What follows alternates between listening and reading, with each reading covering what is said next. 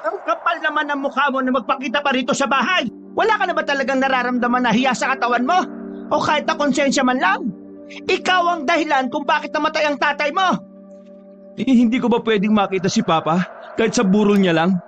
Wala ba akong karapatan dito? Anak rin naman niya ako ah. Oo, anak ka nga. Pero anak ka lang niya sa labas. Hindi ka na dapat pumunta rito dahil wala ka ng kadugo rito. Si Mario na nga nag-iisa mong kadugo. Namatay pa ng dahil sa'yo. Hindi ko kasalanan ang nangyari. Pinauwi ako ni Papa. Bakit ba ayaw niyong maniwala sa akin, Mama? Huwag mo akong tatawagin, Mama. Hindi kita anak. Anak ka lang ng asawa ko sa ibang babae at kahit na kailan, hindi ko matatanggap ang katulad mo na palaging kamalasan ng daladala sa pamilya namin. Kung alam ko lang na ikaw ang magiging dahilan para mawala sa amin si Mario, hindi na sana ako pumayag na tumira ka rito. Charlotte! Grabe naman kayo sa akin. Akala niyo ba kayo lang ang nasaktan?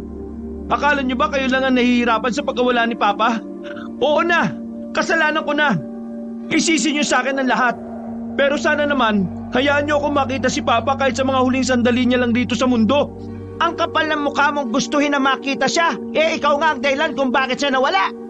Paano ba natitis yun, ha, Tobias? Bakit ba ang kulit niyong matanda ka? Hindi ko nga kasalanan na nangyari. Bigla niya akong pinauwi sa kalagitnaan ng paglalakbay namin. Hindi ko naman alam na may masamang mangyayari nun. Dahil kung alam ko lang, ay hindi ko naman siya iiwan eh.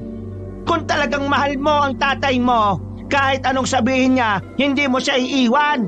Kung talagang gumagana yung utak mo, alam mong maraming aswang pero iniwan mo pa rin. Dahil nga ang sabi niya, hindi niya ako kailangan.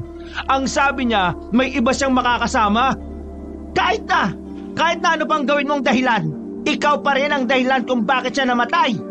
Pinauwi ka niya para makaligtas ka. Kasalanan mo ang lahat ng ito. Ang mabuti pa, umalis ka na rito. Eto, ayan, sa'yo na yung mga biskwit na yan.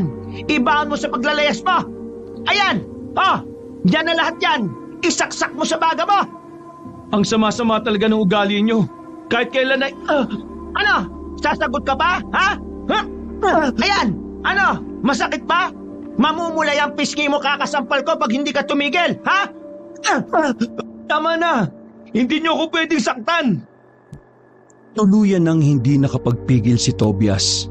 Kinuha niyang muli ang balde ng biskwit at hinagi sa ginang. Wala nang pakialam si Tobias kung tamaan ng mga nakikipaglamay sa tapat ng bahay. Gulat na gulat ang ginang. Hindi nito inakala na sasabog ng ganon ang binata. Matagal na ako nagtitimpi sa pagiging reyna-reynahan mo ah. Baka nakakalimutan mong matanda ka. Mamamahin ni Papa ang bahay na yan. At hindi naman kayo kasal ni Papa kaya wala kang pakialam kung diyan pa rin ako tumira. Subukan mo akong pagbawalan ulit na pumunta rito. Ipapalit kita kay Papa sa kabaong.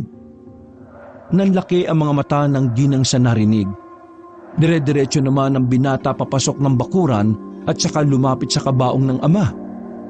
Kahit nagbubunga nga pa si Pasita ay wala na siyang pakialam. Ang mahalaga na lamang sa kanya ay ang makita si Mario na kanyang ama. Kilalang manunugis ang ama ni Tobias sa kanilang lugar. Marami nang natugis na aswang ang tatay niya na naging dahilan para maging sikat ito sa nakararami. Si Tobias ang kasakasama ni Mario sa tuwing meron silang dapat itumbang aswang. Kaya nga lang, medyo minala sila ng madali ng mga aswang si Mario. Ang pagkakaalam ni Tobias ay nadumog ng aswang ang kanyang ama. Yun ang sabi ng ilang manunugis na naghatid ng labi ng lalaki.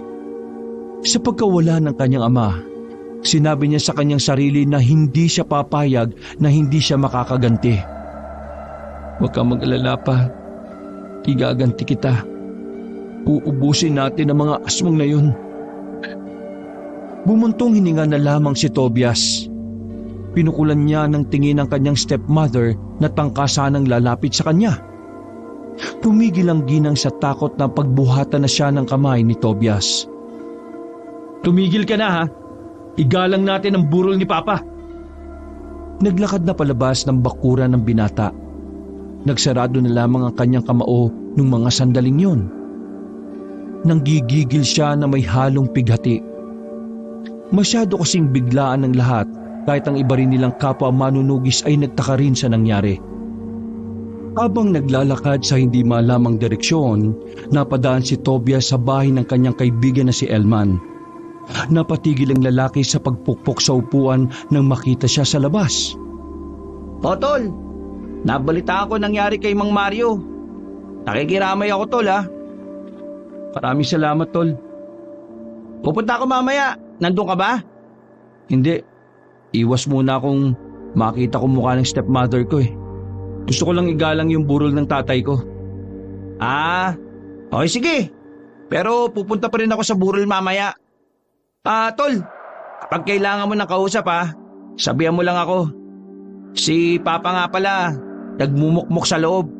Hindi niya matanggap na nawala ang tatay mo eh. Alam mo naman, matalik na magkaibigan ng dalawang yon. Pakisabi kay Manggarin, tibayan niya lang. Kagaya ng ginagawa kong pagpapakatibay. O sige tol, punta mo na kung saan ka pupunta ngayon. Tatapusin ko lang tong nawasak na silya namin eh. Tinapik pa ni Elman ang balikat ni Tobias.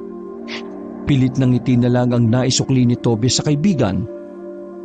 Hindi niya alam kung saan siya pupunta. Wala siyang gana sa lahat. Parang gusto niya na lang maglakad ng maglakad at bahala na ang kanyang paa kung saan siya dadalhin. Lutang na lutang ang isip ni Tobias. Paikot-ikot lang sa iisang ideya ang tinatakbo ng utak niya. Yun ay ang magantihan ang mga aswang na pumaslang sa kanyang ama. Sandali siyang tumigil. Napatingin siya sa bilog na buwan. Kapag nakikita niya yon, lagi niyang naaalala si Mang Mario. Palagi kasing pinapaalala sa kanya ng ama na kapag bilog ang buwan, ibig sabihin lang daw noon ay malalakas ang mga aswang sa ganoong oras. Pinapangako ko, Tay, sinusumpa ko sa buwan. Lahat ng mga lintik na aswang na yan ay uubusin ko. Wala akong ititira, bata man o matanda. May sakit man o may kapansanan, basta aswang, hindi ako magdadalawang isip na, Napalingon si Tobias sa kanyang likuran nang maramdaman na may tao sa kanyang likuran.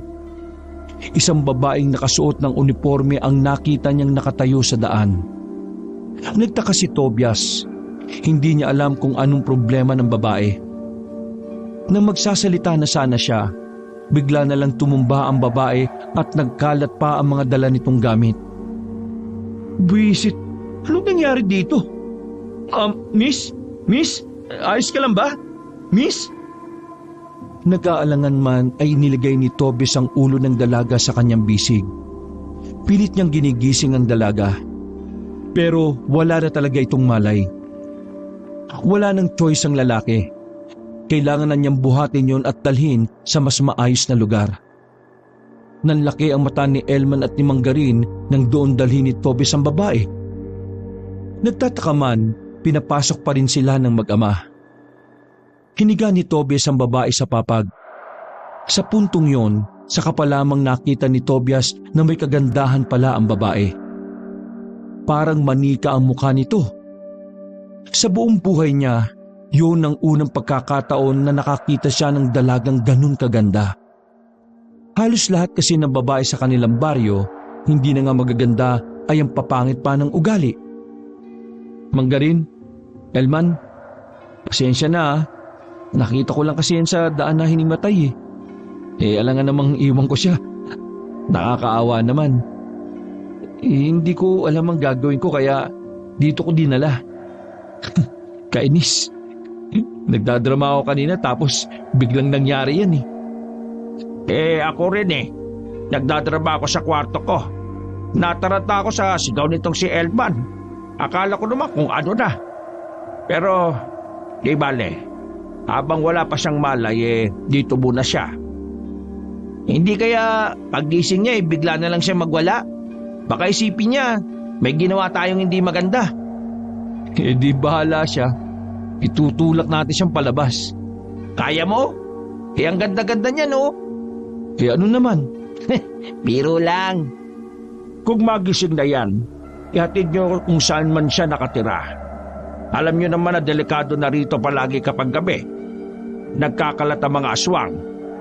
Mas maganda na kung may makasama siyang magaling na manunugis na gaya mo, Tobias. Umiling si Tobias. Hindi niya kayang tanggapin ang papuri ni Manggarin. Para sa kanya, hindi siya karapat-dapat na tawaging magaling. Kung magaling ako, dapat nagawa kong iligtas si Papa sa mga aswang. Lumapit sa kanya si Manggarin at inakbayan siya. Huwag mong sabihin yan. Hindi mo naman kasalanan ang nangyari. Ang mahalaga, buhay ka. Baka kaya ka pinauwi ni Paring Mario dahil ramdam niyang mapapahamak ka. Ngayon, nasa sayo na kung susundan mo ang yapak niya. Pa, masyado pang magulo yung utak niyang si Tobias. Wag na muna natin siyang i-pressure na pumalit kay Mang. Susundan ko ang yapak ni Papa. At pinapangako kong pagbabayarin ko ang pumaslang sa kanya. Uubusin ko ang mga aswang na yan. Bumuntong hininga si Tobias. Nakasarado na naman ang kanyang kamao. Nagtimpla na lamang si Manggarin ng kape para pakalmahin ang nag-aalab na damdamin ni Tobias. Habang nagkakape sila ay nagkamalay na ang dalaga. Tumingin-tingin yun sa kanila. Nang mahimasmasan ay bigla na lamang yun sumuksok sa gilid. Huwag po! Hindi po mayaman ang pamilya ko! Kuwalan niyo po ako!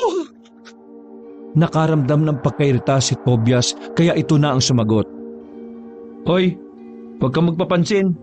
Nahimatay ka sa daan at nakita kita. Hindi ka ba natuto sa school kung paano magpasalamat? Naimatay ako sa daan. Bingi ka ba? Kasasabi ko lang eh. Tol, kalma. Bakit init ang dugo mo sa babae? Ewan ko, naiirita ako. Iha, totoo ang sinabi niya. Dinala ka niya rito kasi nahimatay ka daw sa daan. Pasalamat ka kasi siya ang nakakita sa iyo. Kasi kung aswang ang nakatsyempo, naka, baka absent ka na bukas sa eskwelahan din niya. Parang nakaramdam ng hiya ang babae. Naliwanagan na ito sa sinabi ni Manggarin.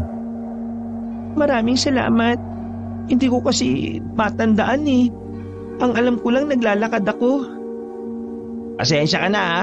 May pinagdaraanan kasi itong kaibigan ko eh. Pero saan ka pa nakatira? Para maihatid ka namin. Ihahatid niyo ako? Oo, delikado na kasi sa daan eh. Baka hindi mo lang alam ha, sasabihin ko na sa'yo. May mga aswang nang gumagala-gala. Mga manunugis ang target nila. Pero delikado pa rin para sa sibilyan na makadaupang palad sila. May usap-usapan na pati mga sibilyan binibiktima nila. Kaya ko naman ang sarili ko eh. Maraming salamat na lang. Hindi mo kaya ang sarili mo. Hinimatay ka nga eh. Wala kang nagawa. Iha, magpatid ka na sa kanila. Mababait naman ang dalawang ito. Hindi sila bastos o banyak tulad ng ibang lalaki dyan. Isa pa, itong si Tobias, natural na sa kanya na tumulong kasi manunugis yan. Naman, ba't sinabi mo pa? Kumamot ulo na lamang ang ama ni Elmar. Saan ka ba nakatira? Ituro mo na kaagad para makauwi ka na. Parang nagdalawang isip pa ang babae. Pero nang makita nito si Tobias na parang naiirita na, agad na rin itong nagdesisyon. Sige, ihatid niyo na lang ako. Nakatira ako sa San Pablo eh. Araw-araw lang akong naglalakad kasi wala naman akong perang pamasahe. Malayo na yun ah. Hindi ka ba natatakot? Hindi. Sanay naman ako tsaka... Babae ka pa rin. Mukha ka ring mahina. Huwag kang makampante sa paglalakad ng nag-iisa ha. Hindi sa lahat ng oras, swerte ka. Tama siya, miss. Marami nang nabibiktima ngayon ng mga aswang at hindi na malabo mangyari sa iyo ang bagay na yon. Kaya para makaiwas ka, iwasan mo maglakad ng mag-isa, lalo na kung gabi. Maraming salamat sa paalala niyo. Kaya mo na bang maglakad? Ihatid ka na namin. Kaya ko na naman na. Bay dapat lang. Lumabas na sila ng bahay. Ihahatid nila ang babae sa kung saan man yun nakatira. Para kay Tobias, isang malaking abala yun sa kanya. Pero wala siyang magawa. Konsensya niya kung may mangyayari sa babae, tapos wala siyang ginawa.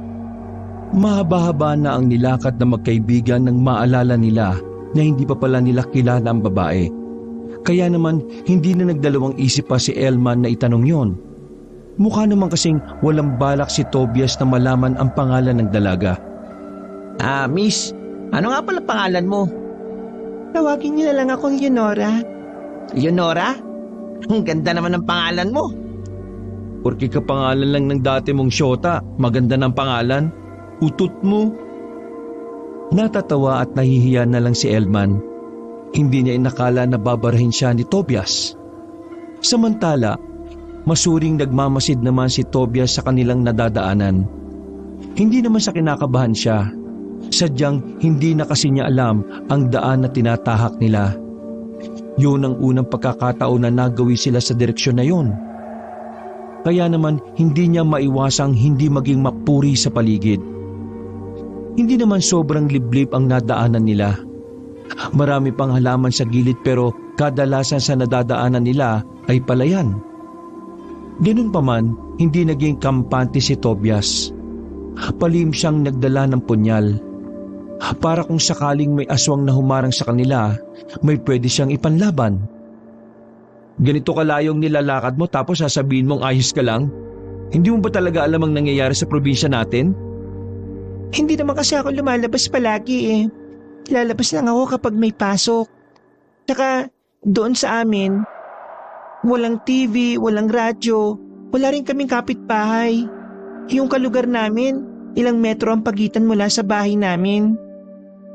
Marami nang inabala at pinerwisyo ang mga aswang para lang sa kaalaman mo ha.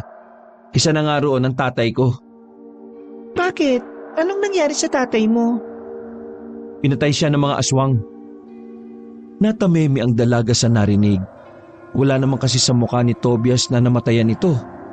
Kaya hindi inaasahan ni Leonora na ganoon ang sasabihin ng binata. Kaya nga delikado na maglakad sa labas ng ganitong oras. Hindi ko alam kung matapang ka lang talaga o sadyang wala ka lang talagang alam sa paligid mo. Pasensya na talaga, wala akong alam. Pero nakikiramay ako sa pagkawala ng papa mo. Sana ayos ka lang. Pep, change topic, Leonora. Malayo pa bang bahay ninyo? Medyo masakit na kasi ang tiyan ko eh. Malapit-lapit na rin. Ayos. Makakapaglabas na rin ng samaan ng loob. Uy, nakakaya ka naman. Makikitay ka pa sa ibang bahay. Okay lang. Para makapag-iwan ako ng remembrance ko dun. Nag-peace sign na lamang si Elman sa kanya. Mga ilang sandali lang, narating nila Tobias ang bahay ng babae. Di katulad sa mga nadaanan nila, ang parting yun na ng lugar ang medyo liblib. Kakaunti lang ang poste ng ilaw. Dahil base kay Leonora, hindi pa lubos na dinideklarang baryo o barangay ang lugar nila. Ayan na yung bahay namin. Pasensya na, medyo maliit lang. Ayos lang. Ang malaga pwede akong dumumi. Ay, oo, sandali, tatawagin ko lang si Lola. Lumapit ang dalaga sa pintuan at mahinghing kinatok ang pinto.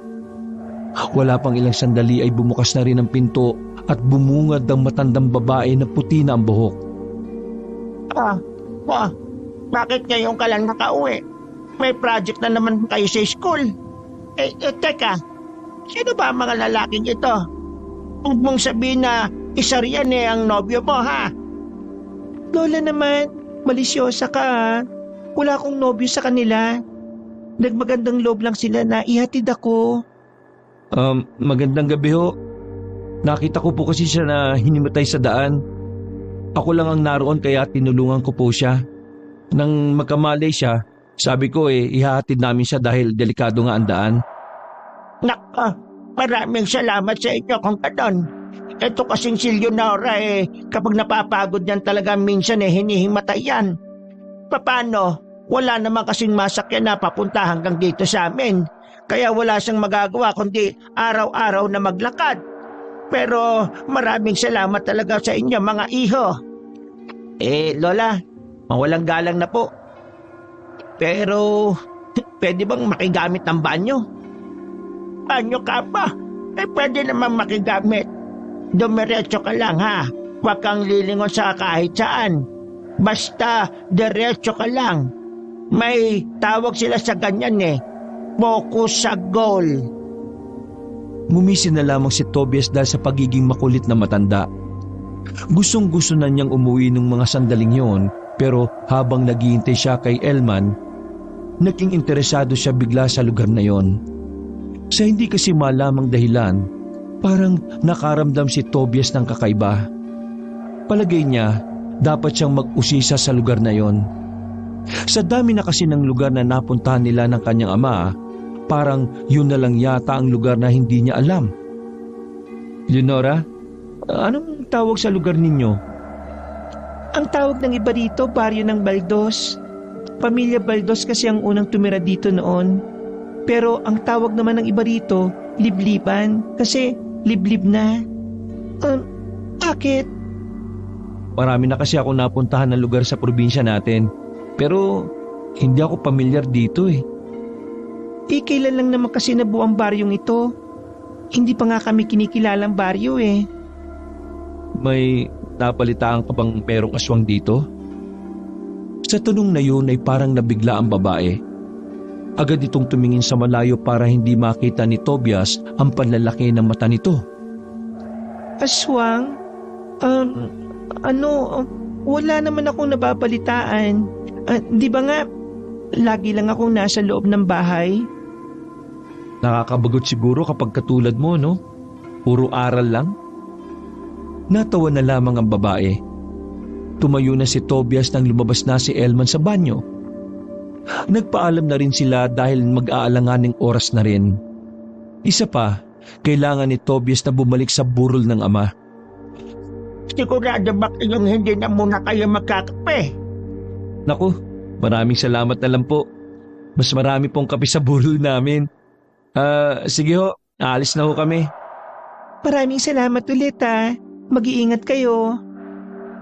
Hindi na lumingon si Tobias habang si Elman naman ay kumaway-kaway pa sa maglola. Habang naglalakad sila palabas ng baryo na yon, meron silang nakasalubong na dalawang lalaki. Nakatingin lang din yon sa kanila na parabang nakikiramdam kung may gagawin silang masama. Bakit tol? Kilala mo ba yung dalawang yon? Mga aswang. Aswang yun? Pero wala akong gagawin. Masama kutob ko Pakiramdam ko, marami sila rito. Sinasabi mo bang baryo to ng aswang? Hindi. Iniisip ko lang na dahil liblib ito, may mga napapadaan o nakatira din talaga ritong aswang. Pero hindi alam ng mga tao. Kagaya na lang ng dalawang yon. Kung nadala ko lang yung espada ko, tatapusin ko sila Kaso, punyal lang na maiksi ito. Babalik ka rito? Oo, pero hihintayin ko munang mailibing si Papa. Magsasanay pa ako. Magpapalakas ako. Saka ko sila iisa-isahin. Nakakatakot ka kapag nagsiseryoso ka, tol. Matakot ka kapag hindi na ako seryoso. Kasi hindi na ako yun kapag ganun. Tara na. Pinagpatuloy ng dalawa ang paglalakad kahit na may nararamdamang pag-aalala. Nakikiramdam si Tobias sa paligid kung merong nasunod sa kanila. Pero sa awa ng Diyos ay wala naman silang nakita. Hindi mawala-wala sa isipan ni Tobias ang dalawang lalaking aswang nang makabalik na sila sa kanilang baryo. Naisip niya na lang bigla na parabang mas magiging kampante na ang mga aswang. Unti-unti na nilang nilalabas sa mga sarili nila na parang normal lang na tao. Bumuntong hininga na lamang si Tobias habang nasa lamesa sa burol ng kanyang ama. Patingin-tingin pa sa kanya ang stepmother na si Pasita. Pero sa pagkakataon na yon, nag-aalangan na itong lumapit sa kanya. Maging ang ibang kakilala ng ginang ay natatakot na rin kay Tobias. Hindi kasi inaasahan ng mga yon na papalag na ang binata kay Pasita. Muli siyang lumapit sa kabaong ng ama at pinagmasdan ang mukha nito. Nakita niya na parang nakasimangot o malungkot ang mukha ni Mario. Lalong nanikip ang dibdib ni Tobias. Palagay niya kasi ay hindi pa talaga handa ang kanyang tatay na mawala sa mundong ito. Nakaramdam na naman ng galit ang binata, pero mas lumalamang ang sakit sa kanyang puso. Pagkatapos niya ron, nagtungo na muna siya sa isa pa nilang bahay. Ang bahay na pinundar ng kanyang ama para pagtaguan ng kanilang mga gamit. Ang bahay na yon ay nakatirik sa dulo ng baryo, na kung saan ay wala ng gaanong tao na nagagawi roon. Kinuha niya ang kanyang espada na nanggaling pa sa ilalim ng papag. Yun ang espadang bigay ng kanyang ama nung siya ay baguhan pa lamang sa pagiging manunugis. Katagal-tagal na rin mula nang hindi nadadampian ng dugo ang talim nito Pero ramdam ko na, nararamdaman ko na muli na kitang magagamit. Hinalikan niya pa ang kahabaan ng espada. Pinagmasdan niyang maigi ang talim nito. Napadako ang tingin ni Tobias sa bintana nang maramdaman niyang tila may taong napadaan sa labas. Hinawakan niya agad ng mahigpit ang espada at inihanda ang kanyang sarili. Maraan siyang naglakad. Paglabas niya ay naramdaman niyang nasa bubungan ang kaluskos. Pagtingala niya ay nakita niya roon ang isang tiktik. Nanlilisik pa ang mga matang nakatingin sa kanya at naglalaway. Nasa aktong aatakihin siya nito, pero dahil may kaalaman naman si Tobias sa pakikipaglaban, hindi siya nito nagalusan. Agad na nataga ni Tobias ng espada ang tiktik. Tinamaan ito sa tagiliran na naging dahilan para mapabagal ito. Ang lakas ng loob mong pumunta rito na mag-isa Walang awang tinaga ni Tobias ang aswang sa liig nito. Nang masigurong wala na itong buhay, ay sinunog na niya ang aswang. Lumingon-lingon pa siya sa paligid pero wala na siyang nakita.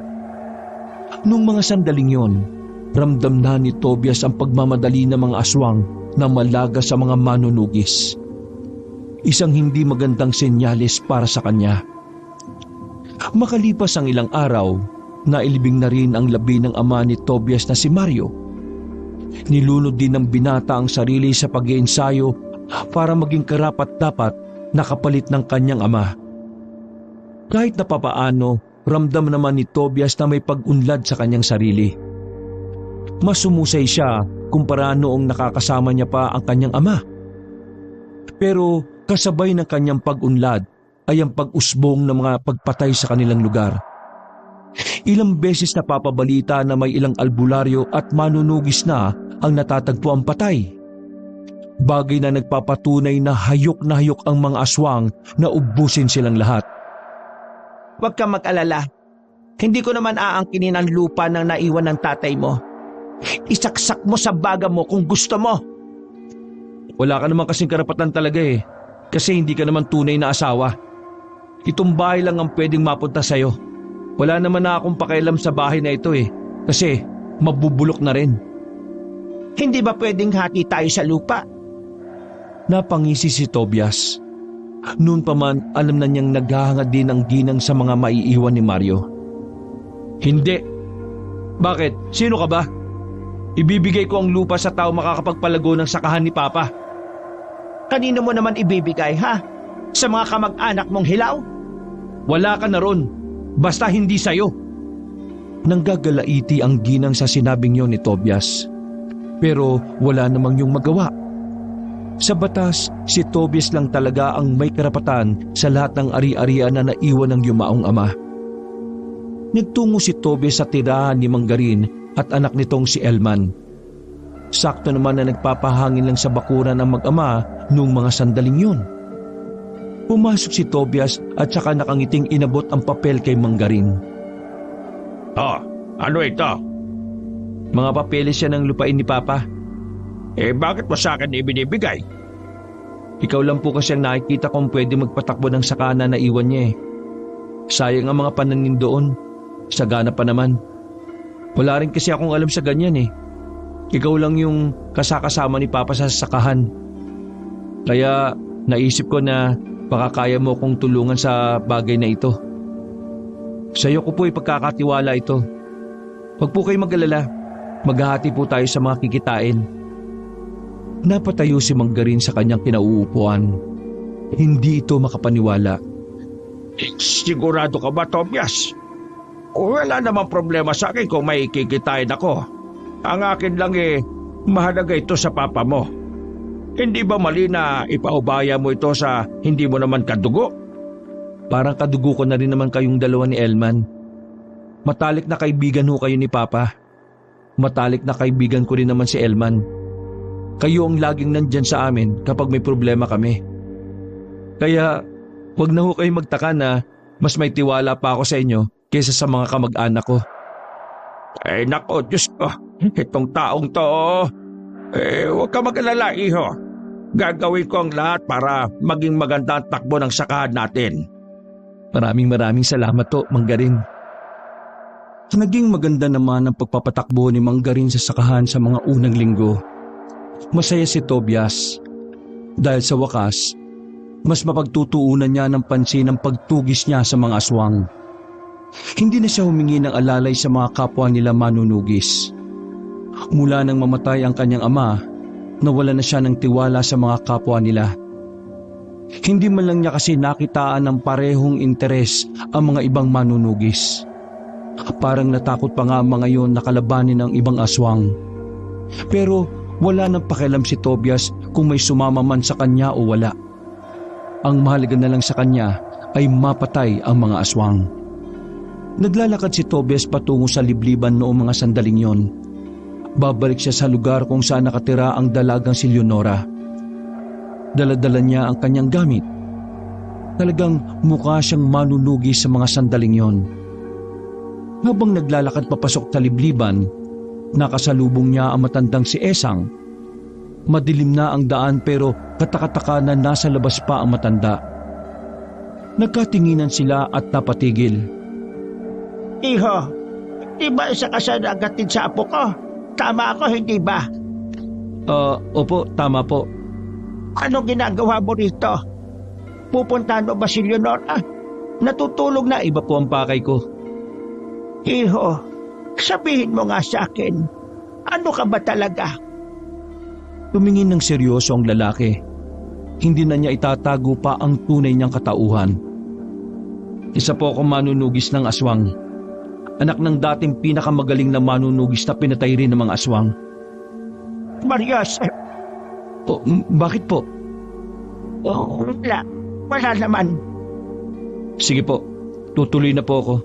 Hahanapin ko pa yung mga aswang sa lugar na ito. Hindi na nagsalita pa ang matanda. Baka sa mukha nito ang labis na pag-aalala at kaba. Samantala, dire-diretso lamang si Tobias sa paglalakad. Wala siyang nararamdaman na kahit na kaunting takot. Nilagpasan niya ang bahay nila Leonora. Tinungo niya ang nakikita niyang bahay sa hindi naman kalayuan. Walang dalang langis si Tobias kaya medyo mahihirapan siyang tukuyin kung sino ang aswang. Ang magiging basihan na lamang niya ay kung sino ang maaalarma. Tao po? Malakas ang pagkatok na ginawa niya. Mga ilang sandali lang ay agad din naman itong nagbukas. Bumungad sa kanya ang dalawang lalaki na nakita na niya nung una. Sa loob ay meron ding iba pa na nagtatakang nakatingin sa kanya. Nang kunin na ni Tobias ang kanyang espada, agad na nagbago ng anyo ang mga nasa loob. Huli kayo, balbon! Walang sinayang na pagkakataon ng binatang si Tobias. Agad siyang pumasok sa loob ng bahay. Kahit na medyo masikip, hindi siya natakot. Una niyang inatake ang dalawang lalaki na nasa gilid. Nakailag ang isa, pero hindi pinalad ang kasama nito. Kanya-kanyang gapang sa pader ang mga aswang. Mababangis at naglalaway-laway pa. Mga tiktik pala kayo! Mga mahihinang aswang! Pinuntong ni Tobias ang buong galit niya. Pinagtatataga niya ang mga naroon. Wala siyang pinatawad kahit na isa. Sa husay ni Tobias, hindi nagawang makapalag na mga aswang na naroon. Sa loob lang ng 1 minuto, nakabulagta na ang mga yon. Pagtingin ni Tobias sa labas, nakita niyang may mga tao nang nakakakita sa ginagawa niya. Kaya naman, hinila nila ang isang aswang at pinakita sa mga yon. Makinig kayo! May aswang sa lugar ninyo at kabilang ang mga ito sa mga yon. Kayo, wala bang aswang sa inyo? Nanginginig na umiling-iling ang mga tao. Natatarantang umalis sa mga yon. Hindi pa nakontento si Tobias. Sinunog niya ang mga bangkay ng mga aswang na kanyang napaslang. Kalmado lang siya sa gilid habang kumakain ng pinitas na bayabas. Parang wala lang nangyari. Naging halang na ang kaluluwa niya pagdating sa mga aswang. Nagsisimula pa lang ako. Iisa-isahin ko kayo, ha? Napatigil ang sasabihin ng binata nang biglang marinig niya ang magkakasunod na yabag ng paa. Tumayo siya nang makitang nasa labas na ng bakuran ng mga yon. Mga aswang ang mga yon. Inaasahan niya na may mga darating pa. Kaya hindi na niya maiwasang hindi masabik. Sa halip na mabahala dahil sa bilang ng mga aswang na naroon, mas lalo siyang tumapang at naging determinado. Kung sinuswerte ka nga naman, oh. Hindi nyo na ako pinahirapan pang hanapin kayo, ah. Muling ipinorma ni Tobias ang kanyang espada sa ere. Handang-handa na siyang lumaban. Mga ilang sandali lang, kanya-kanya nang naglundagan ang mga aswang. Hindi nagpatinag ang binatang manunugi sa mga yon. Ipinakita niya ang kanyang husay sa pag-ilag. Hindi rin pangkaraniwan ang opensang ipinakita ni Tobias. Kahit ang mga aswang na yon ay nagulat sa kanyang kahusayan. Oh, bakit kayo tumigil? 5 pa lang ang nababawas ko sa inyo, ah. Natatakot na ba kayo? Sa isang iglap lamang, nakahandusay na ang mga aswang sa lapag. Nagkakatinginan ng mga aswang na naroon. Buong akala ni Tobias ay aatrasan na siya. Pero hindi niya inaasahan ang mga sumunod na nangyari. Bigla na lang kasing may tumusok na parang karayom sa kanyang leegan. Dahil doon, naramdaman niya ang pamamanhid ng kanyang mukha. Sumunod doon ang bagyang pagkahilo. Buisit! Walang nagawa si Tobias kundi ang umatras. Mas mapapadali ang kamatayan niya kung papalagan niya ang mga yon. Napatingin siya sa gilid. Yun lang ang natatanging daan na pwede niyang suotan. Kahit na bahagyang nahihilo, hindi nagdalawang isip si Tobias na tumakbo papunta sa halamanan. Tumalon siya roon. Mabuti na lang ay nakakapit siya, kaya hindi siya natumba. Susuray-suray na tumakbo si Tobias papasok ng kagubatan. Pagtingin niya sa likuran ay nakasunod pa rin ng mga aswang. Habang tumatakbo, nararamdaman niya ng parang kaunting-kaunti na lang ay babagsak na siya. Umiikot na rin ang kanyang paningin. Wisit!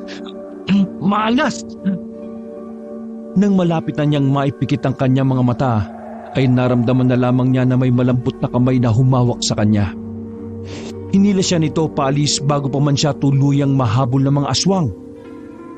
Hindi na alam ni Tobias sa mga sumunod na nangyari. Nagising na lang siya na wala na siya sa kagubatan. May kaunting hilo pa rin siyang nararamdaman. Pero wala na ang pamamanhid ng kanyang mukha. Sinubukan niyang bumangon. Nakita niya si Leonora sa gilid. Habang ang matandang si Esang naman ay nagpipiga ng bimpo. Leonora? Kami ang nagligtas sa iyo ni Lola. Ano bang nangyari sa akin? Hinahabol ka ng mga aswang. Mabuti na lang ay naabutan ka namin ni Lola. Merong nakatusok sa liig mo eh. Karayom yun na binabad sa lason. Lason? Nalason ako? Huwag kang mag-alala. Natanggal na namin ang lason sa katawan mo bago pa ito kumalat. Ligtas ka na, iho. Tobias, isa ka palang manunugis. Pero hindi ka dapat pumupunta rito na mag-isa. Kung inakala mo na mahihina ang mga aswang dito, nagkakamali ka. Hindi man sila mabamangis, pero marami silang alam na pwedeng gamitin sa tao.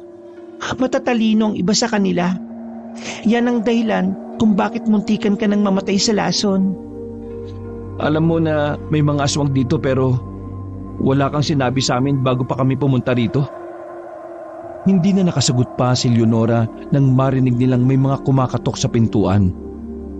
Base sa boses ng narinig nila ay galit na galit ang nasa labas. Nako, nandito na sila, Leonora. Langis, ipahid mo sa kanya. Dali-daling pinahid ni Leonora ang kulay asul na langis. Walang nagawa si Tobias kahit na ayaw niya ang amoy nito. Halika rito. Dito ka magtago. Hindi, lalabanan ko sila. Hindi mo sila kakayanin. Sige na, halika na. Pwersahan siyang hinila ng babae. Dahil bahagya pa siyang nahihilo, ay madali siyang naipasok sa aparador ng dalaga. Binuksan ng matandang si Esang ang pinto. Agad na pumasok ang isang lalaking payat at namumutla ang muka. Medyo maangas ang tindig at boses nito. Mula sa maliit na butas sa aparador ay kita ni Tobias na mga aswang yon. Hoy, tanda! May nakapagsabi sa amin na dito dumaan ang manunugis ha. Nasaan? Ituro mo! Bakit naman kami ang tinatanong ninyo? Malay ba namin kung tinulungan niyo ang lokong yon? Eh di ba kasi dati na rin kayong may tinulungan na manunugis? Wala. Kwento-kwento lang yan. Hindi naman yan napatunayan. Walang manunugis dito. Umalis na kayo. Kasi kung hindi, isusumbong ko kayo kay Suprema.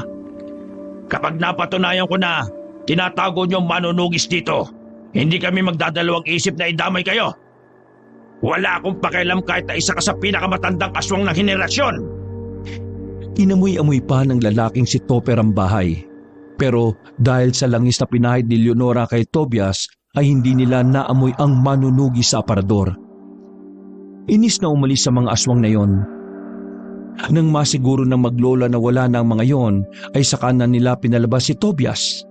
Pero bigla na lang kinuha ni Tobias ang gunting na nasa gilid. Wala ang kanyang espada kaya yun na lamang ang kanyang dinampot. Aswang kayo? Aswang din kayo? Tobias, hayaan mo kami magpaliwanag. Paliwanag? Anong paliwanag ang sasabihin nyo? Niloko nyo ako. Pare-pareho lang kayo mga aswang na magagaling manlinlang. Nasaan ang espada ko? Tayin ko kayo. Iho, kumalma ka. Hindi kami ang mga aswang na dapat mong kalabanin. Dahil katulad niyong mga tao, ang mga aswang ay nahahati rin sa dalawang uri. May masasama at may mabubuti. Sinasabi mo bang mabubuti kayo? Tumango ang matanda. Hindi nyo ako maloloko, ano? Alam ko ang ugali ng aswang. Iisa lang kayo. Naiintindihan ko ang nararamdaman mo, iho. Pero makinig ka sa sasabihin ko. Kilala ko ang ama mo, si Mario. Siya ang pinakamahusay na manunugis ng probinsyang ito. Minsan na rin kaming nagtago, pero wala siyang ginawa sa akin dahil alam niya hindi ako gaya ng iba. Alam kong hindi ka panipaniwala, pero ako ang nagbibigay ng impormasyon sa ama mo tungkol sa mga aswang. Noong araw bago siya mamatay, nagkausap kami. Sinabi ko sa kanya kung ilan ang mga aswang, ang mga pangalan ng mga opisyal ng aswang, mga kuta kung saan at kung ano-ano pa. Manahimik ka! Huwag mo nang bilugin ang ulo ko. Kaming dalawa ni Lola ang kumamot kay Mang Mario bago siya mamatay. Natamimi si Tobias sa kanyang narinig nang si Leonora na ang nagsalita. Lalong humigpit ang pagkakahawak niya sa gunting dahil ang kanyang tatay na ang pinag-uusapan. Hindi totoo ang kumakalat sa baryo nyo na si Mang Mario ay pinatay ng mga aswang. Alam kong alam mo na hindi siya basta-basta mapapaslang ng mga aswang, Tobias. Tao ang pumaslang sa iyong ama, hindi aswang. Anong sinasabi nyo? Hindi namin alam kung bakit siya pinaslang. Pero nung sandaling pinuntahan niya kami habang naghihingalo siya, sinasabi niya sa amin na kilala niya ang mga pumatay sa kanya. Mga manunugis na hindi niya na nagawang banggitin pa ang mga pangalan. Basta habang ginagamot namin siya, sinabi niya sa amin na kapag nawala siya, bubungkalin na ng mga aswang ang sementeryong nakabaon. Nasa sementeryong yun ang mga katawan ng mga aswang na maalamat. mga aswang na malalakas at kahit sino ay hindi yun basta-basta matatalo. Sinabi niya sa amin na hindi dapat mangyari yon dahil katapusan na ng lahat kapag nangyari ang gusto ng mga aswang. At ang masaklap pa raw nito, may mga taong nakikipagtulungan sa mga aswang. Tama na! Huwag niyo nang sirain sa akin ang kapwa ko manunugis. Hindi niyo kami mapag-aaway-away. May kinuwang kung anong papel ang matandang si Esang. Nilapag niya yon sa lamesa. Ilang araw bago siya mamatay, nakipagkita siya sa akin para kumalap ulit ng impormasyon. Bago siya umalis, binigay niya yan sa akin. Sinabi niya sa akin na kapag napahamak siya, saka ko lang daw ibigay ang papel na ito sa kanyang anak. At ikaw ang alam kong anak niya. Kaya huwag ka mag-alala, hindi ko yan binasa. Kinuha ni Tobias ang papel. Pagbuklat pa lamang niya ay nakilala niya agad ang sulat kamay ng kanyang ama. Bigla niyang naalala ang sandaling naabutan niya si Mario na may sinusulat sa papel. Ganun na ganun ang papel na nakita niya noon. Kaya naman nakumbinsi siya na galing nga yun sa kanyang ama. Habang binabasa niya ang sulat, hindi siya makapaniwala sa kanyang mga nalaman. Unti-unti niyang nabitiwan ng gunting. Marami pa siyang gustong sabihin sa amin noon pero di na niya kinaya. Ang huli na lang niyang hiniling sa amin ay dalhin siya sa ilog para doon siya malagutan. Ang ilog na madalas niyo raw puntahan noong bata ka pa. Tuluyan ang nagbagsakan ng mga luha ni Tobias sa kanyang mga nalaman. Dahil sa sulat, nalaman niya na ang sinasabing sementeryo ng mga aswang ay nasa mismong lupain ni Mario. Ang lupain na tinatayuan nila ng malawak na sakahan. Base rin sa sulat, kakamkami ng mga aswang ang sakahan at doon huhukayin ang katawan ng mga malalakas na aswang. At dahil wala na nga si Mario, nararamdaman ni Tobias na hindi na malabong mangyari ang binabalak ng mga aswang. Ang hindi lang malaman ni Tobias ay kung sino ang mga taong nakikipag-ugnayan sa mga aswang. Sino ang mga manunugis na sinasabi ni Esang. Maniwala ka sa amin, hindi kami masamang aswang. Napipilitan lang kaming mamuhay ng ganito dahil wala kaming choice. Nasaan ang espada ko? Hindi na nagdalawang isip si Esang na ibigay yon kahit na maaari silang paslangin na lang bigla ni Tobias. Huwag kang magpapadalos-dalos.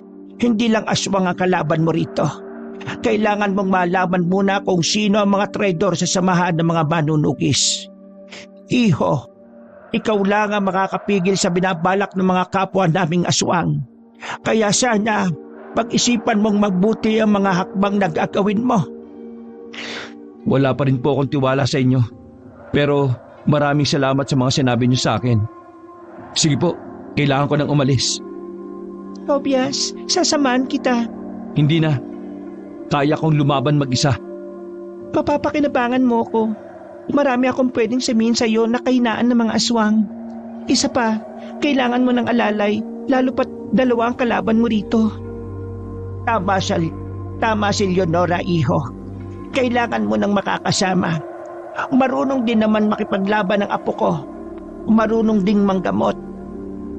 Magtiwala ka sana sa akin. Gusto lang namin ni Lola na tumanaw ng utang na loob sa ama mo. Dahil mula nang buhayin niya kami, nagkaroon kami ng pagkakataon na makitang muli ang kabutihan. Huminga na lamang si Tobias. Ayaw man niya na may makakasama, pero napagtanto na lang din niya na mas maigi na rin yon. Natuto na siya sa nangyari sa kanya, na dapat hindi niya minamaliit ang mga aswang at hindi siya dapat nagpapadala sa kanyang emosyon. Sige, basta ayaw ko na magiging pabigat ha. May isa pa pala akong dapat sabihin sa iyo. Ano ho yun? Gamitin mo ang espada ng iyong ama. Yun lang ang makakapatay sa pinuno namin. Tumango na lamang si Tobias bilang pasasalamat. Isinuot na ng binata ang kanyang damit. Binalutan niya ng tela ang espada na may mga bahid pa ng dugo. Lola Esang, hindi pa rin ako 100% na naniniwala sa inyo. Kaya sa oras na lokohin niyo ko, yari sa akin tong apo ninyo. Wala namang problema sa akin. Basta, nasa sa iyo pa rin yan. Ang gusto ko lang naman ay hindi magtagumpay ang mga masasamang aswang. Maingat na umalis si Tobias at Leonora. Walang nakakita sa kanilang aswang, kaya naman ligtas silang nakalabas ng libliban. Pasensya ka na kung hindi ko kagad sinabi sa'yo na baryo ng aswang ang lugar namin. Natatakot kasi ako na baka bigla mo na lang kaming paslangin ni Lola. Naglalakad na sila noon pauwi sa baryo nila Tobias. Wala nang katao-tao sa paligid. Ramdam na ramdam din ang katahimikan na parang nakabibingi. Alam mo na kung sino ako una pa lang? Oo. Mula doon sa nawalan ako ng malay hanggang sa makarating ka sa amin. Planado namin lahat ni Lola. Pagtangka namin yun na sabihin sa iyo ang totoo, kaso nung gabing yun, kita ko na hindi mo pa kayang umintindi dahil masakit pa sa iyo ang lahat. Ganun ba? Sige. Hindi ka nagalit? Gusto mo makita kung paano ako magalit? Huwag na. Nanahimik na ang babae sa mga sumunod na sandali. Samantala, sa halip na umuwi si Tobias sa bahay ng kanyang ama, agad siyang dumiretso sa kanilang sakahan. Hindi niya maintindihan ang nararamdaman ng mga oras na yon. Kinakabahan siya. Pagkarating nila roon, tahimik na ang sakahan nila. Nakapagtataka na wala roon ang ibang mga magsasaka na dati namang nagtatrabaho para kay Mario. Nagkaroon na ng masamang kutob si Tobias. Ang unang pumasok sa isip niya, baka napahamak na si Manggarin. Meron ka bang nararamdaman na aswang na naririto? Meron. Marami sila. Doon. Tara, pumunta tayo ron. Marahan at maingat ang ginawa nilang paglapit. Malakas ang kutob ng dalaga na sa likod ng matataas na puno ay naroon ng mga aswang. Nang makarating sila roon, ay pasimple silang sumilip. Hindi inaasahan ni Tobias ang makikita niyang eksena. Maraming aswang ang nagtitipon sa bahay kubo na kung saan madalas na pinagpapahingahan ng mga magsasaka ni Mario. Pero nagsalubong ang kilay ng binata nang matanaw ang mga pamilyar na mukha na naroon. Ha? Si Manggarin? Si Elman? At ang mas nagpakulupan ng kanyang dugo ay ang kanyang stepmother na naroon din. Nakakapit sa braso ni Manggarin na parang linta. Sila ang nakikipag-ugnayan sa mga aswang? Tobias, mukhang binibenta ng ama ni Elman ang lupain ninyo sa mga aswang. Pagkamuhi agad ang nabuhay sa kalooban ng binata. Hindi niya kailanman naisip na ang mga tunay pala talaga niyang kalaban ay nasa buhay niya lang din. Naiiyak sa galit si Tobias, lalo na sa katotohanan pati ang kanyang kaibigan na si Elman ay matagal na siyang pinagmukhang tanga. Buong buhay niya, akala niya ay sincero ang pakikipagkaibigan nito sa kanya. Ang lupain pala ang matagal ng hangat na mag-ama. Tobias, gagawin natin. Pipigilan ba natin sila? Hindi. Hahayaan ko muna mangyari ang gusto nila. Mas magandang hindi nila alam na may alam na ako. Tara, umalis na tayo. Nagmamadaling umalis ang dalawa roon. Wala nang pakialam si Tobias kung naibenta na ni Manggarin ang lupain ng kanyang ama. Ang mahalaga, alam na niya ang susunod niyang gagawin. Tumungo siya sa bahay na pinagtataguan nila ni Mario ng kagamitan nila. Hinuha niya ang espada ng kanyang ama. Sa lahat ng espadang nakita niya, yun lang ang pinakamaganda para sa kanya. May disenyo yung dragon sa katawan at ang hawakan nito ay may nakaukit na pangalan ng kanyang yumauring ina. Hindi ko alam kung karapat-dapat ko bang gamitin ang espada na ito. Pero para sa kapakanan ng mas maraming tao, inararangal kong hawakan ito bilang pansamantalang akin. Tobias, kakalimutan palang sabihin ni Lola. Tingnan mo sa kabila ng hawakan, naroon na rin ang pangalan mo. Nang iikot ni Tobias ang hawakan ng espada, ay nakaukit nga roon ng kanyang pangalan. Napayak na lamang ang binata. Niyakap niya ang espada. Dapat pala, hindi ko na sinabi. Umiyak ka tuloy. Lumapit ang dalaga kay Tobias. Tinapik-tapik nito ng mahina ang balikat ng lalaki. Mahal na mahal ka ng papa mo. Nung pumunta pa siya sa amin, lagi kanyang nababanggit. Pero bakit hindi niya sinabi sa akin ang tungkol sa sementeryo ng mga aswang? Dahil ayaw kanya madamay dito. Ayaw niyang magulong buhay ang danasin mo. Sa totoo lang, ayaw nga ng papa mo na sumunod ka sa yapak niya eh. Maraming salamat sa mga impormasyon na sinabi mo sa akin. Pero dito ko na lang muna sa bahay na to. May pupuntahan lang ako. Kakausapin mo ba yung mag-ama? Tumango na lamang ang binata. Dala-dala ang espada ng kanyang ama ay naglakad siya patungo sa kinaroroonan nila Elman at Manggaring. Nang nasa tapat na siya ng bakuran, nakita niya si Elman na pasipol-sipol habang nagpapakulo ng tubig. Habang tinitingnan niya ang kaibigan niya, hindi niya pa rin maintindihan kung papaano siya nito tinraidor. Uy, Tobias! Gabi na! Anong ginagawa mo dyan? Lumapit si Elman sa kanya nang may ngiti sa muka. Normal lang ang pakikitungo nito na parang wala itong ginagawang masama. Napadaan lang ako. Gusto ko lang kayong kumustahin kung nasa maayos ba kayong kalagayan. Maayos lang naman kami ni Papa. Si Papa, nagpapahinga na sa loob. Yung lupain kaya ng tatay ko, maayos pa ba? Tila ikinagulat ni Elman ang sinabi ni Tobias. Uutal-utal itong sumagot. Ha? Yung lupain? Yan, maayos. Maayos naman yon. Kaya huwag ka mag-alala. Ngumiti na lamang si Tobias kahit na ang totoo. Gustong-gusto na niyang hatawin ng espada ang tinuring niyang kaibigan. Nagpaalam na rin siya sa kaibigan. Kumaway pa si Elman sa kanya bago siya tuluyang makalayo. Ang sunod niyang pupuntahan ay ang mga kampo ng kapwa niya manunugis.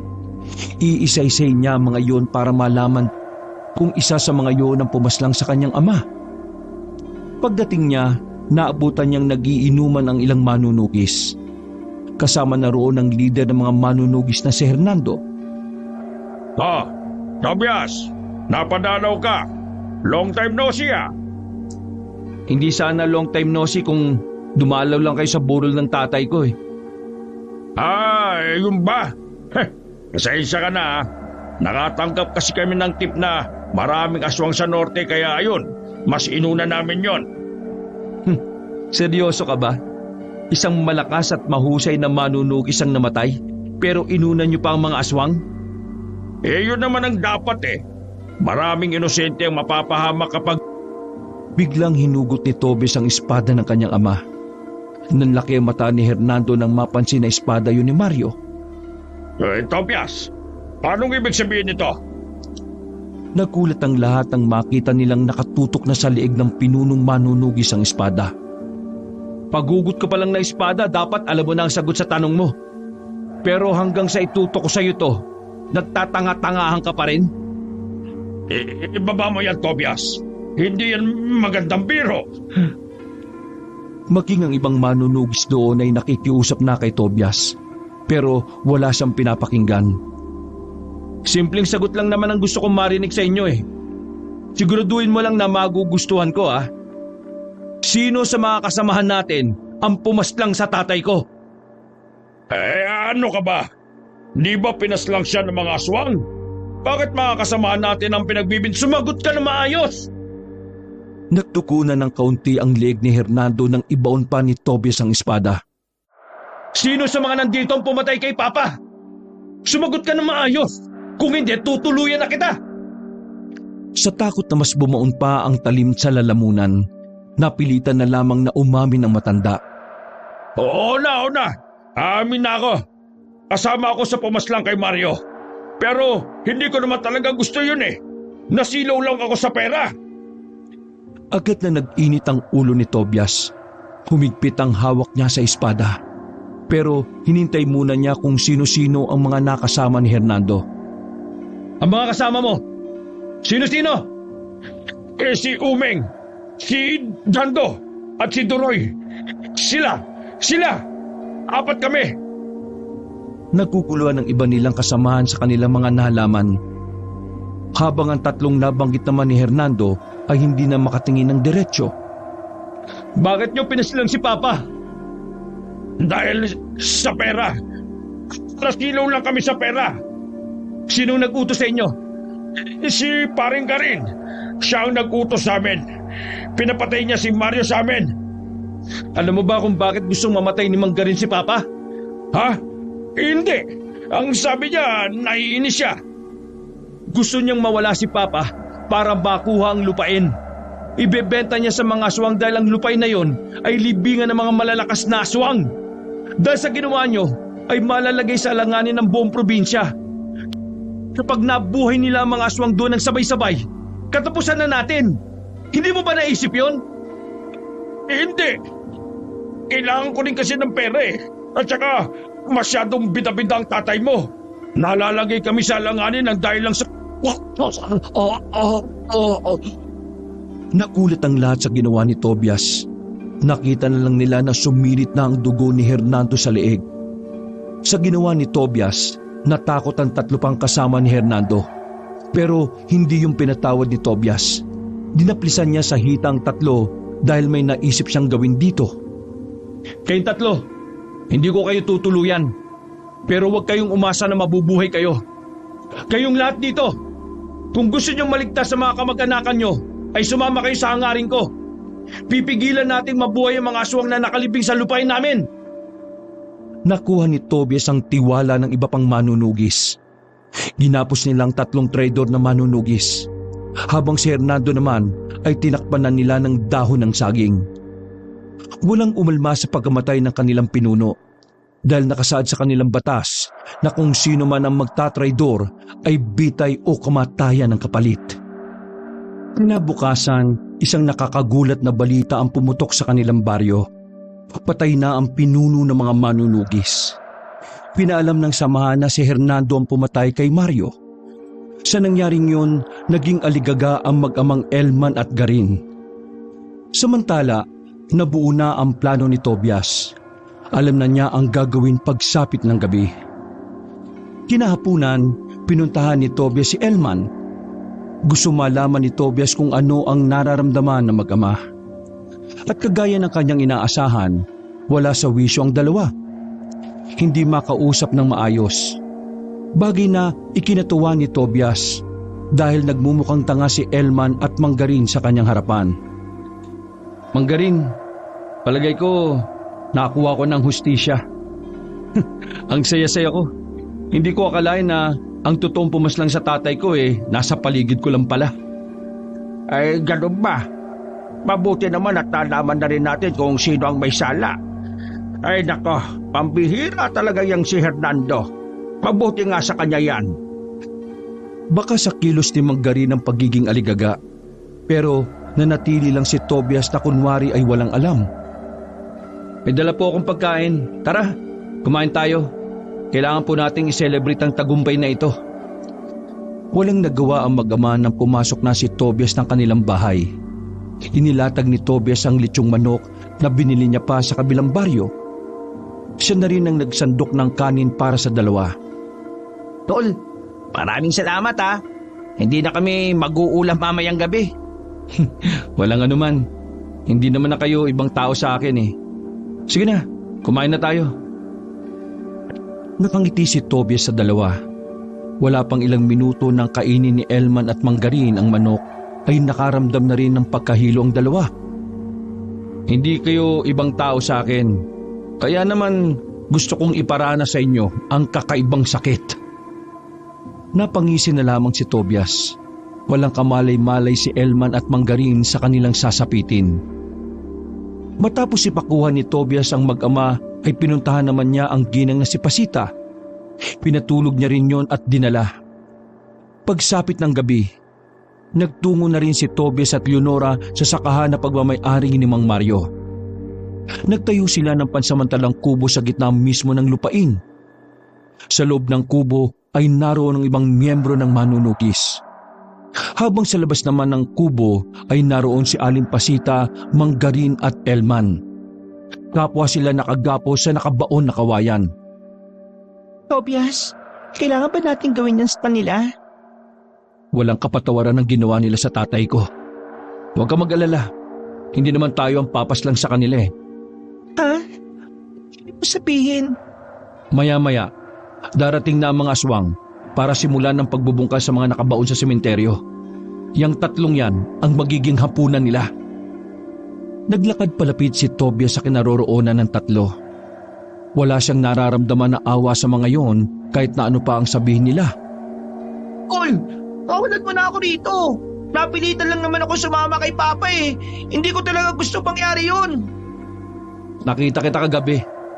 Kasama ka sa pagbenta ng lupain sa mga aswang. Sobrang saya mo nga nang tumanggap kayo ng pera eh.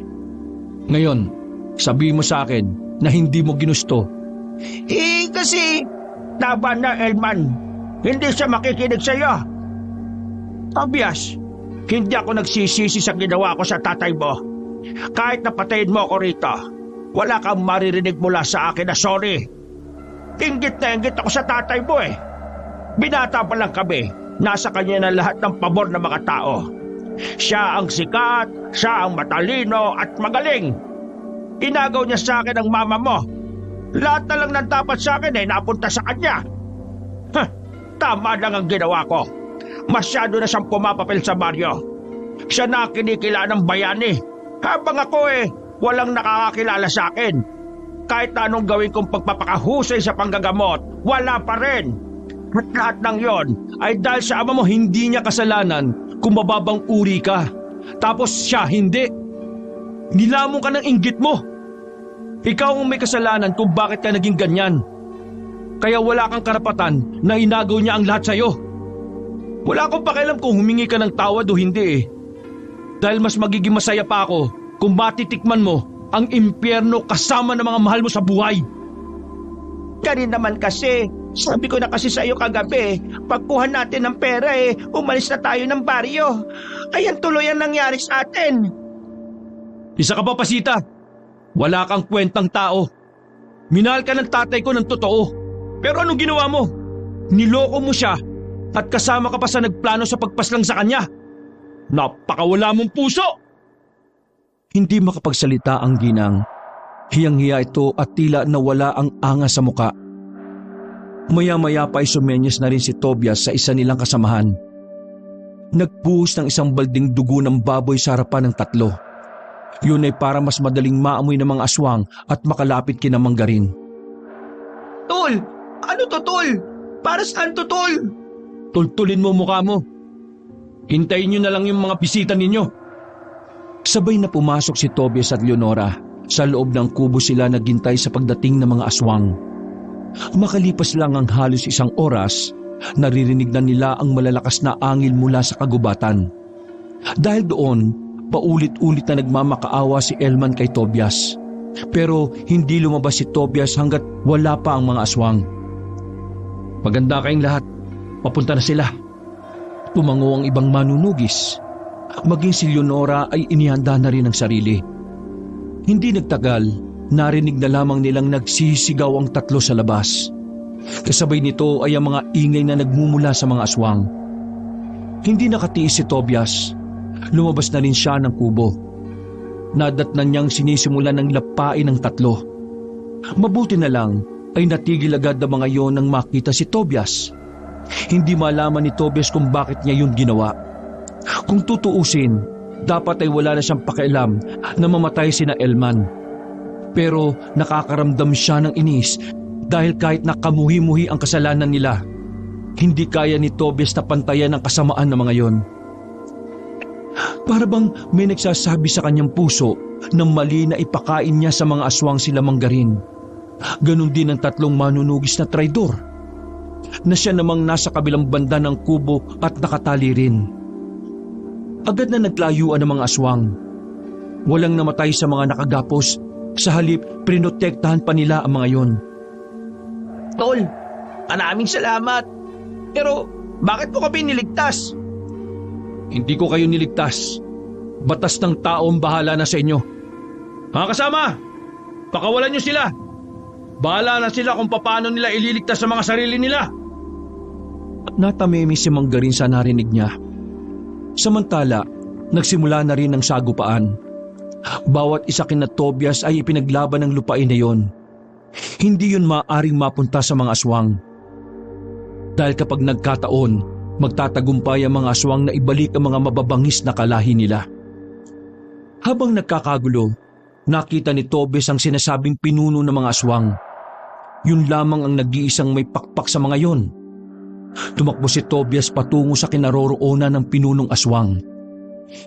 Hindi siya nagdalawang isip na atakihin ito, pero bigla na lang itong lumipad sa itaas. Sandali itong nawala. Mga ilang sandali lang, may lumipad ng aswang na nasa likuran niya. Tinamaan si Tobias ng kalmot nito. Mahaba ang kuko ng aswang kaya agad na dumugo ang kanyang likuran. Wisit, mukhang mahihirapan ako sa isang to. Kailangan kong unahin ng niya. Pinagandaan ni Tobias ang sunod na atake ng aswang na yon. Sandali niyang tiningnan ng mga kasama. Kampante siyang hindi nadedehado ang mga manunugis. Kaya naman tinuon na lamang niya ang atensyon sa kalaban. Nagulat na lang si Tobias nang biglang lumitaw sa dilim ang pinunong aswang. Tangkang kakalmutin siya nito ng mahabang kuko nang biglang sumulpot si Leonora. Hinila siya nito. Ang kaso nga lang, si Leonora ang tinamaan ng kalmot. Malalim ang hiwa ng babae sa tagiliran hanggang sa bewang. Bakit mo ginawa yun? Huwag mo akong intindihin. Kaya ko ang ganitong sugat. Kung ikaw ang tinamaan nito, patay ka na. Mabilis ang kalaban mo. Dalhin mo siya sa gubat dahil mahihirapan siyang lumipad doon. Bilis! Kami nang bahala sa mga aswang na nandito. Tumakbo si Tobias papasok sa kagubatan. Epektibo naman yon dahil sinundan siya ng pinunong aswang. Lumugar si Tobias sa maraming puno. Kahit madilim ay naging bentahe yun sa kanya. Dahil kasi sa mga puno, naririnig na niya ang kilos ng aswang. Hinawakan niya ng mahigpit ang espada ng kanyang ama. Humugot siya ng malalim na paghinga para magkaroon ng maayos na konsentrasyon. Ilang sandali lang, naramdaman na lang niya na nasa likuran na niya ang aswang. Agad na umilag si Tobias. Nataga niya yun sa pakpak. Dahilan para bumagsak ang aswang sa damuhan. Hindi kayo magtatagumpay sa plano ninyo! Tinaga ni Tobias ang pinunong aswang pero kahit sugatan na ang isang pakpak nito ay nakailag pa rin. Nagawa pa nga nitong makaatake na nagdulot ng sugat naman sa mukha ni Tobias. Masyado kang maligalig ha! Eto pa! Tinamaan niya ulit yon, pero sa pagkakataon na yon ay ang kabilang pakpak naman ang nadali niya. Sinamantala na ni Tobias ang pagkakataon. Sinundan niya pa ng isa pang taga. Hindi na nakailag ang aswang. Sinalo nito ang taga ni Tobias sa kaliwang balikat. Umangil ng umangil ang pinunong aswang. Sinubukan pa nitong lumaban pero sa puntong yon ay hinang-hina na rin ito. Nang tuluyan na itong bumagsak ay inakala ni Tobias na patay na nga yun. Hanggang dito na lang kayo. Mahinang nilalang. Tumalikod na si Tobias nang mapansing hindi na gumagalaw ang aswang. Pero ang hindi niya alam ay nagkukunwari lang pala yun. Bigla itong bumangon ulit. Masumaba na ang mga kuko nito na parang isang kutsilyo. Nasa aktong itatarak ng aswang ang mga kuko sa likuran ni Tobias pero pagharap niya ay naroon na si Elman. Ito ang sumalo ng dapat ay para kay Tobias.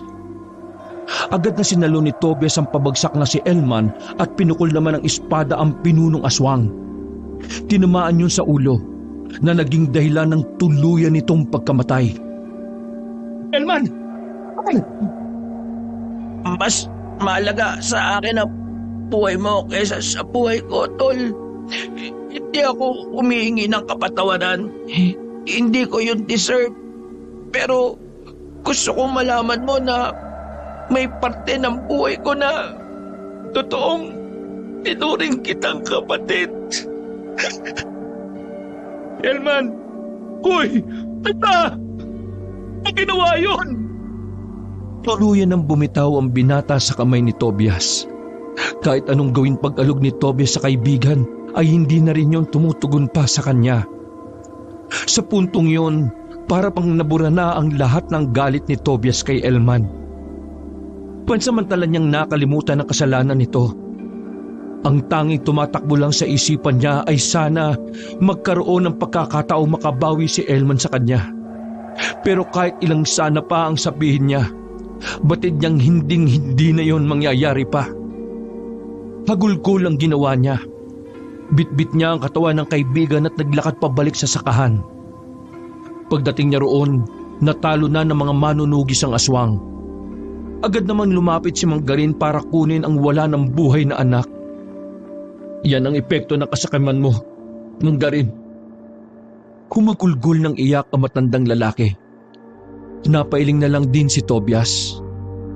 Sa parehong gabi, tinipon nila ang mga bangkay ng aswang. Sinunog nila yon sa iisang lugar. Pagkatapos, binungkal na nila ang sakahan. Tumambad sa kanila ang mga puntod na hinihinalang malalakas na aswang. Para hindi na yun mabuhay pa ng ibang aswang, pinagsama-sama nila ang mga buto sa isang drum. Sinilaban din nila ng apoy. Nagtagumpay si Tobias sa hangarin na mapigil ang mga aswang sa masamang layunin. Kinabukasan din naman, kusang sumuko si Manggarin at pasita sa mga pulis. Inamin ng mga ito ang pagpaslang kay Mario na ama ni Tobias. Tuwang-tuwa naman ang mga tao sa baryong yon nang pumutok ang balitang nanalo sila sa laban. Ganun pa man, hindi pa rin maiwasan ni Tobias na manghinayang sa mga buhay na nawala. Lola Esang, Leonora, maraming salamat sa mga sandaling inasikaso niyo ang tatay ko. Maraming salamat din sa tulong niyo sa akin. Hindi ko kayo makakalimutan. Kung makapagsalita ka naman, parang namamaalam ka na. Giging abala na kasi ako eh. Dadayo na ako sa iba't ibang probinsya para ubusin pa ang mga natitirang aswang. Masaya kami para sa iyo. Alam ko rin na proud sa iyo ang papa mo. Huwag ka mag-alala, iho. Palagi lang kaming nandito para tulungan ka. Para sa kapayapaan ng lahat. Maraming salamat po, Lola Esang. O sige po, mauna na po ako. Kumaway na lamang si Tobias sa maglola. Bit-bit ang kanyang espada, handang-handa na siyang maglakbay para simulan ng ubusin ang mga aswang sa buong Pilipinas. Wakas.